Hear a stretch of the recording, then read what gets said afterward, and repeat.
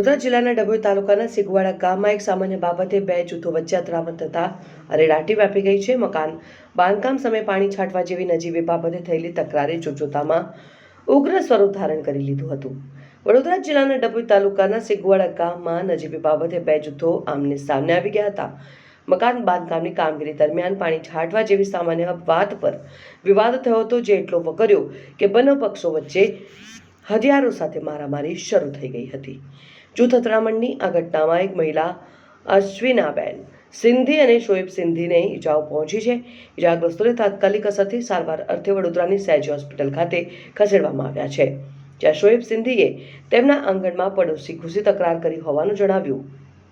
આ ઘટનાને પગલે સમગ્ર પંથકમાં ભય અને અરેરાટીનો માહોલ જોવા મળી રહ્યો છે અને બનાવની જાણ થતાં જ ડભોઈ પોલીસનો કાફલો ઘટના સ્થળે દોડી આવ્યો હતો. હાલ પરિસ્થિતિ પર કાબુ મેળવી લેવાયો છે, જ્યારે બીજા પક્ષમાં શબ્બીર સિંધી અને માજીદ સિંધીને ઇજાગ્રસ્ત હાલતમાં સારવાર અર્થે સયાજી હોસ્પિટલ ખસેડાયા હતા. કામ છે, બાજુમાં મારું મકાન બને છે. મમ્મી ત્યાં પાણી છાંટતા હતા. મમ્મીને ત્યાં પાણી છાંટતા હતા તો કેવું તેવું ના કરો, પાણી અમારા ઉપર છાંટા આવે છે. તો મમ્મીને ત્યાં ધક્કો માર્યો પછી તઈ માર્યા મમ્મીને. તો અમે ખબર પડી તો મેં અને મારો ભાઈ બચાવવા ગયા અમે. તો પછી મને ડાંગો મારી દીધી. હાથમાં મારી છે, પગમાં મારી છે, બે હાથમાં મારી છે. હા, કરી ને. પાણી મારી મિલકત છે, મારી મિલકતમાં તો મેં પુરાણ કરીશ ને. એવું કે છે કે રસ્તો મારી મિલકતમાં કેવી રીતે રસ્તો મેં આલીશ? ઓલરેડી મેં એડવાન્સમાં એફઆઈઆર ફરાયેલી જ હતી 2-4 દાડા પહેલા બિલાપુર પોલીસ ચોકીમાં. સિંધી સોહિબભાઈ હમીદભાઈ. સિગવાડાની અંદર બનાવ છે. આ લોકોનું વરસાદી પાણી માટે પહેલાં પણ કમ્પ્લેન કરી હતી પોલીસ સ્ટેશનમાં. એ છતાં પણ પોલીસ કમ્પ્લેનમાં એમને ના પાડી હતી, તો પણ આ લોકો મગજમારી કરતા હતા અને એના ઘરનું પાણી બધું અમારા કોર્ટથી થઈને ઘરની અંદર આવે છે. તો આજે સવારે મારી મિસીસે ખાલી એમને એવું કહેવા ગયા કે આ પાણી આવે છે, તું પેલી બાજુ ના.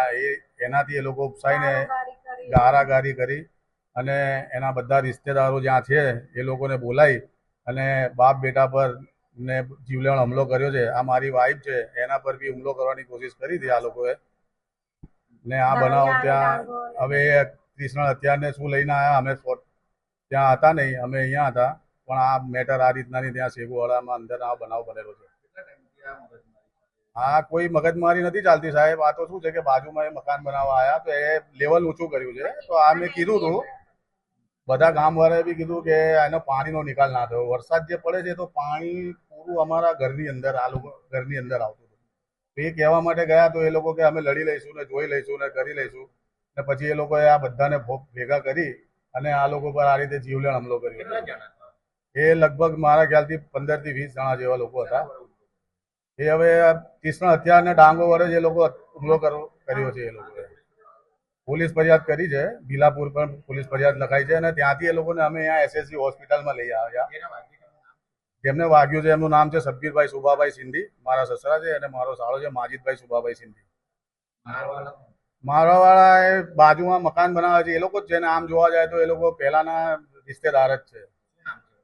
એમનું નામ છે એક સોહેલ છે, એક અહીંયા છે અને એક પેલો દહીં સૂતો છે. આ બે જણાએ મારામાં કૃષ્ણ હત્યાથી બેઉને હુમલા કર્યા છે. બાપ બેટા તે એકલા જ હતા, કોઈ હતું નહીં અમે ત્યાં. અને આ લોકોએ એ રીતે લોકો પર જાન લેવા હુમલો કર્યો છે.